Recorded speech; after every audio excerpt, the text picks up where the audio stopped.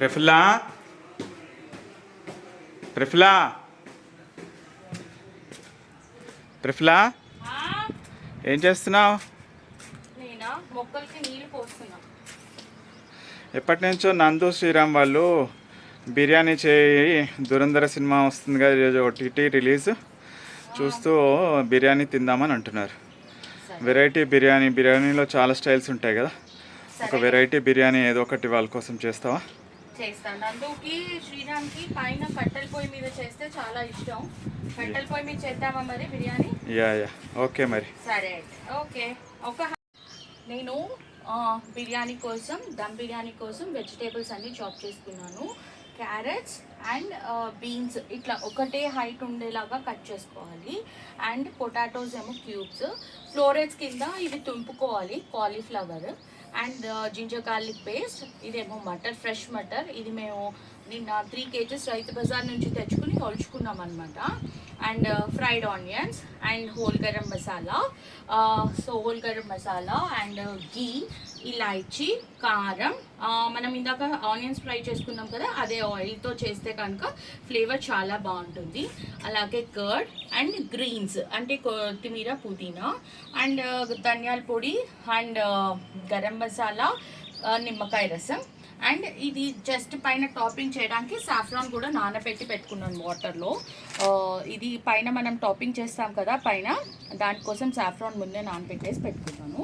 So ఇప్పుడు మనం start చేద్దాము ప్రిపరేషన్. నేను ఫస్ట్ అయితే ఇందులో ఒక 2-3 స్పూన్స్ గీ వేస్తున్నాను. వేసిన తర్వాత ఇందులో ఈ గరం మసాలా కూడా వేస్తున్నాను. మనం ఫస్ట్ ఇలా హోల్ గరం మసాలా ఉంటాయి కదా, అవన్నీ ఇలా ఊరికే రఫ్గా దంచి పెట్టుకున్నాను అనమాట, కోర్సుగా. సో ఇవన్నీ వేసేస్తున్నాను. ఇప్పుడు మనం ముందుగా కట్ చేసుకున్న వెజిటేబుల్స్, క్యారెట్స్, బీన్స్ అండ్ ఒక 4-5 పచ్చిమిరపకాయలు ఇలా కట్ చేసుకునేవి. ఒక 4 పీస్ పక్కన పెట్టుకుంటున్నాను, ఎందుకంటే టాపింగ్కి ఉండాలి కదా, అందుకని. అండ్ ఇందులోనే జింజర్ గార్లిక్ పేస్ట్, బిర్యానీ కదా కొంచెం ఎక్కువే పడుతుంది, so ginger garlic paste. And తర్వాత ఇది వచ్చేసి కాలీఫ్లవర్. పెద్దగా చేసుకోవాలండి కాలీఫ్లవర్, లేకపోతే అది కుక్ అయ్యేటప్పుడు చాలా తొందరగా అయిపోతుంది. అలాగే పొటాటోస్. మటర్ నేను ఇప్పుడు వేయట్లేదు, మొత్తం అంతా బాయిల్ అయిపోయిన తర్వాత రైస్తో పాటు వేస్తాను, సో దట్ మటర్ అప్పుడు కలర్ చేంజ్ అవ్వకుండా ఫ్రెష్గా ఉంటాయి. అండ్ ఇందులో కొంచెం గ్రీన్స్ కూడా వేస్తున్నాను. ఫస్ట్ కొత్తిమీర, పుదీనా. ఈ కొత్తిమీర, పుదీనా మా గార్డెన్ నుంచి వచ్చినవేనండి, ఫ్రెష్ గ్రీన్స్ ఇవి. అండ్ తర్వాత అట్లాగే కొంచెం గరం మసాలా. ఈ గరం మసాలా 2 స్పూన్స్ వేసుకుంటున్నాను, ఇది మా ఇంట్లో చేసిన గరం మసాలా. అట్లాగే ఇది ధనియాల పొడి.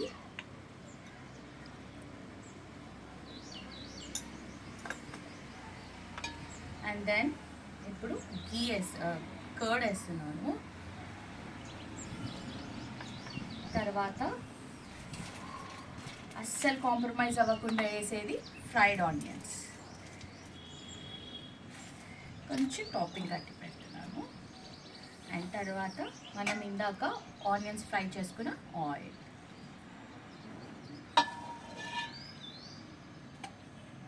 కొంచెం ఇలాచీ పౌడర్ అండ్ అసలైనది కారం. ఆయిల్ ఎంత వేస్తున్నావు? ఆయిల్ ఒక 2-3 స్పూన్స్ అండి. ఇప్పుడు ఇవన్నీ మన మొహమాటం లేకుండా మొత్తం ఒక మ్యారినేషన్లో మొత్తం ఆయిల్ ఎంత పడుతుంది? మ్యారినేషన్లో గీ అండ్ ఆయిల్ కలిపి ఒక 100 ml వేసుకోవాలండి. అంటే 2-3 స్పూన్సా? 3 స్పూన్సా? ఒక 5 టేబుల్ స్పూన్స్ పడుతుంది. బిర్యానీ కదా, ఆ మాత్రం లేకపోతే రుచి రాదు.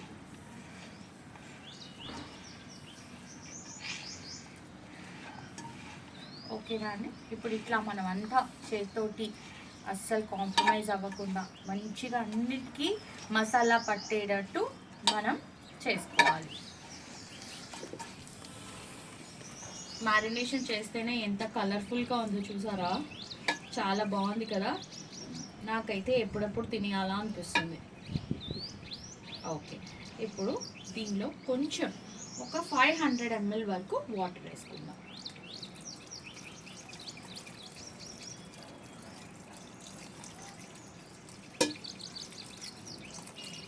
Half litre. ఇందులో ఇప్పుడు వాటర్ వేసుకున్నాం కదా, అంటే ఈ ముక్కలు మునిగే వరకు అనుకోండి, వేసుకున్నాం కదా.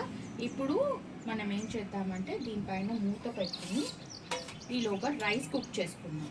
ఓకే, మూత పెట్టుకుని రైస్ కుక్ చేసుకున్నాము. ఈలోగా ఇది జస్ట్ కొంచెం మ్యారినేషన్ అవుతూ ఉంటుంది. ఓకేనా. మర్చిపోయానండి, లెమన్ జ్యూస్ అది కూడా కొంచెం వేయాలి, ఒక 2 స్పూన్స్. ఇప్పుడు ఇది మ్యారినేషన్కి వదిలేస్తున్నాను. ఈలోగా నేను ఇంట్లో కొంచెం పని చేసుకుని రైస్ కుక్ చేసుకుని వస్తాను. అప్పటి వరకు ఇది మ్యారినేట్ అవుతుంది. ఓకే, మ్యారినేషన్ కంప్లీట్ అయిపోయిందండి. మా చిన్ని నందు అయితే దాన్ని కలిపేస్తున్నాడు బాగా. మ్యారినేషన్ అంతా బాగా అయిపోయింది. అలాగే రైస్ కూడా కుక్ చేసి పెట్టేసుకున్నాము. ఇప్పుడు దీన్ని మనం కొంచెం సేపు ఈ వెజ్జెస్ అన్ని కుక్ చేసుకున్నాక మనం దమ్ ఇచ్చేసుకోవడమే. ఓకే, మనం మ్యారినేషన్ చేసింది ఇలా నేను కట్టెల పొయ్యి మీద పెడుతున్నా. ఓకే, సో ఇది ఇప్పుడు కొంచెం సేపు కుక్ అవ్వనిద్దాం.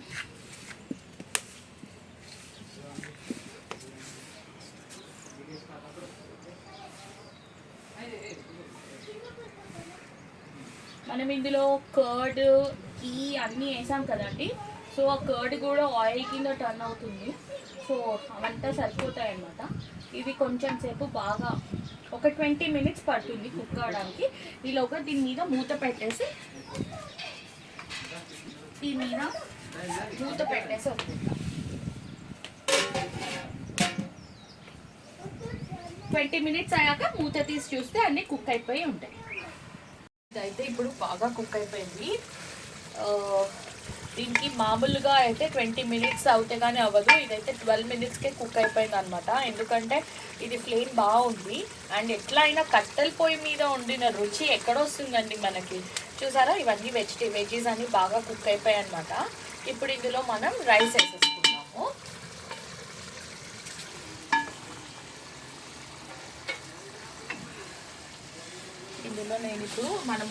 ఇందులో నేను ఏం వేయలేదండి, జస్ట్ ఓన్లీ ప్లెయిన్ రైస్ అనమాట. జస్ట్ రైస్ 80% కుక్ చేశాను అంతే.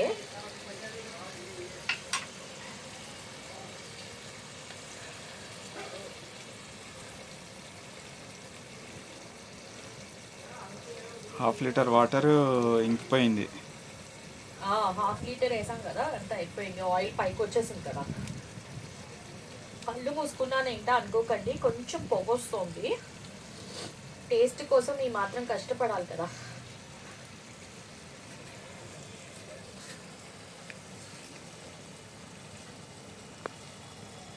ఇప్పుడు వేడిగా గుమ్మలాడే మన దమ్ బిర్యానీ చూడండి, ఎంత కలర్ఫుల్గా, ఎంత బాగుంది కదండి. ఇప్పుడు దీన్ని చూద్దాం. చూసారా రైస్ ఎంత పొడి వచ్చిందో, చూసారా అండి, ఎంత బాగుంది కదా చూడడానికి. మీకు ఫుల్ వీడియో కావాలంటే దీన్ని ఎలా చేశానో చూడాలంటే మా యూట్యూబ్ లింక్ ఇస్తాము, అందులో చూసేయండి.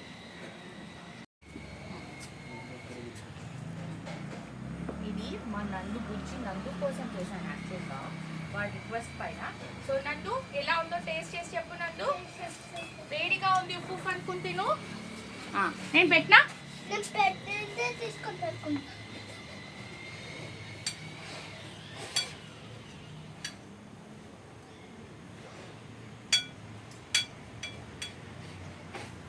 బాగుంది.